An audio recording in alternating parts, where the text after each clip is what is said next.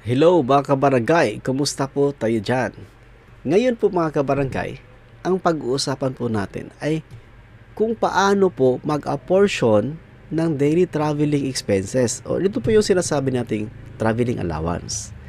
Kung ang official travel ay sobra sa 50 km radius from the permanent official station. Ito po yung pag-uusapan natin ngayon mga kabarangay. Okay? So, proceed po tayo. Okay.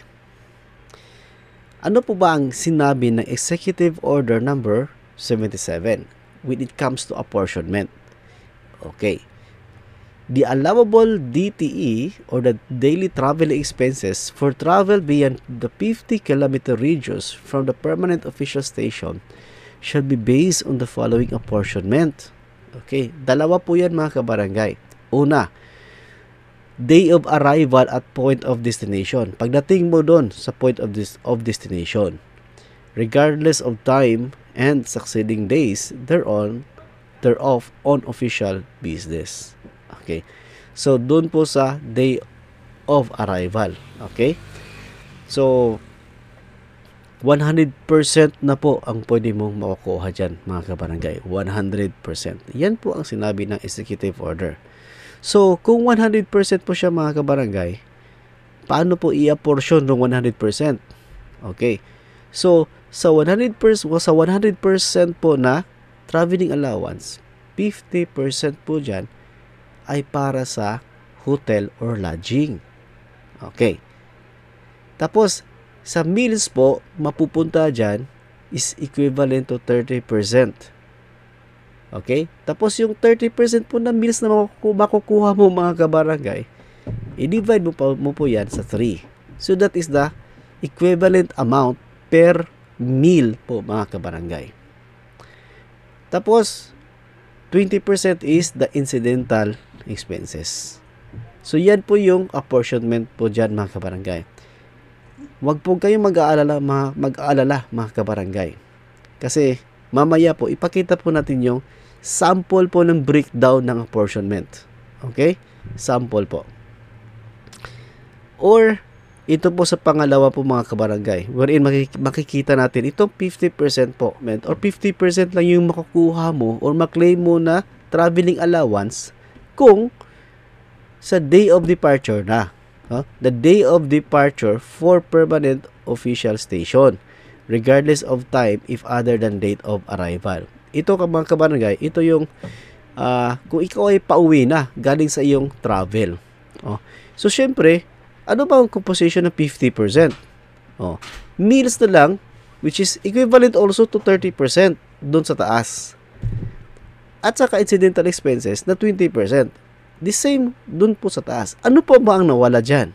Ito lang pong hotel or lodging na 50% mga kabarangay. Bakit po? Bakit po kinuha na yung hotel or lodging? Kasi pauwi ka na. There's a big chance na hindi ka na mag-overnight. Hindi ka na mag-lodge. Hindi ka na gagamit ng hotel. So, kinuha na po yan dyan mga kabarangay.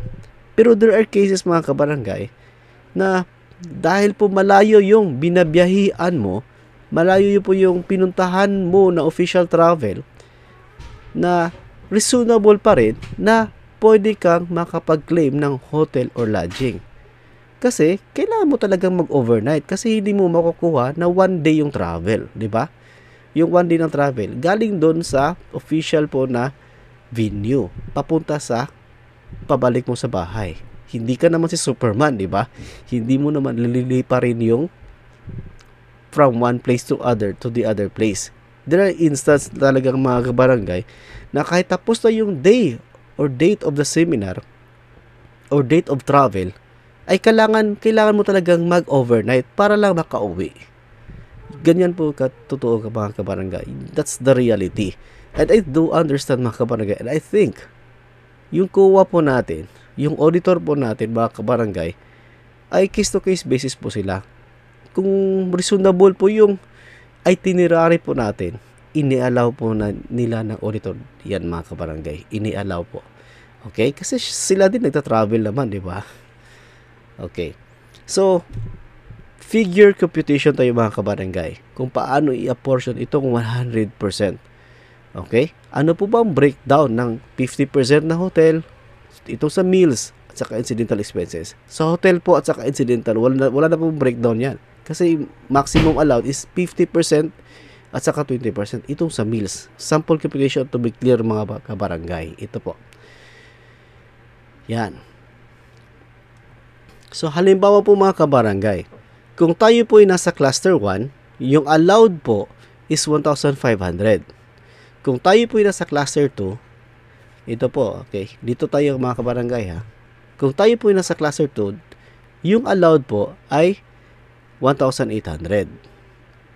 Kung cluster 3 regions naman, yung pinuntahan po natin, 2,200. Okay? So ano po ba ang sinabi ng circular? Sa hotel and lodging po daw, 50%. Ito, 50%. Hotel or lodging. So kung nandito tayo sa cluster 1, 50% of 1,500, that is 750. Tama po. Okay.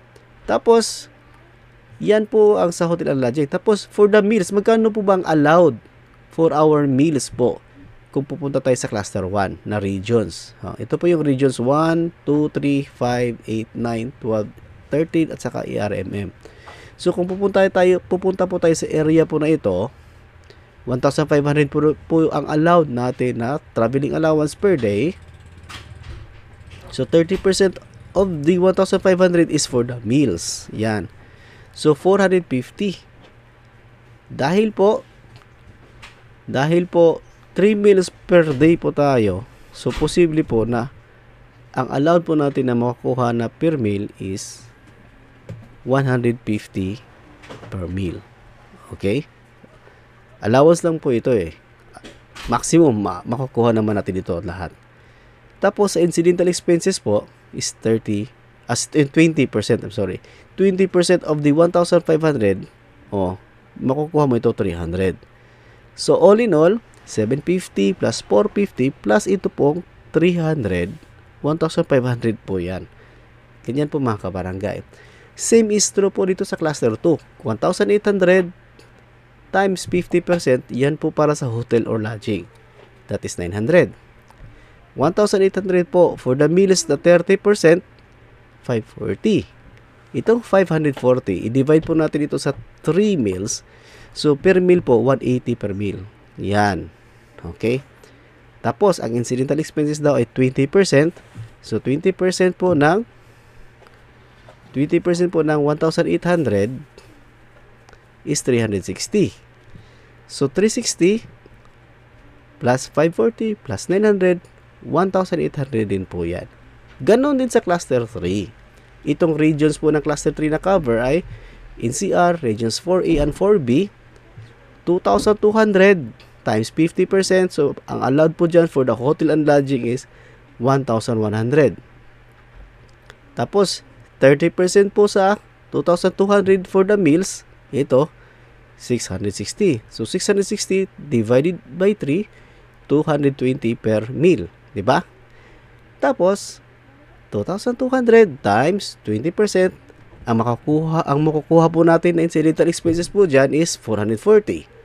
So, 440, balik po tayo, plus 660 plus 1,100, that will give us 2,200.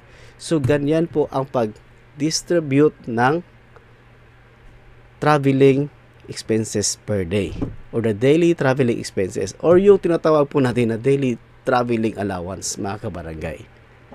Okay? So, ganyan po ang pag-apportion po, mga kabarangay, ng daily traveling allowance or the daily traveling expenses. So, I hope may nakukuha po kayo sa video na ito, mga kabarangay. So, please po, subscribe to our channel. Kung kayo po nakapag-subscribe na, pakishare na rin po ito sa mga co-barangay officials at saka personnel po natin para may makukuha din po sila sa video na ito. So, again, please subscribe po sa channel natin, mga kabarangay. Ang susunod po natin na video na gagawin, mga kabarangay, ay regarding po sa sample natin na problem computation. Kung 3 days po yung official travel with day before and day after, may kasama pa itong registration fee. Yan po ang susunod na video natin mga kabarangay. So stay tuned po. Maraming salamat po. Thank you for watching this video mga kabarangay. Maraming salamat po.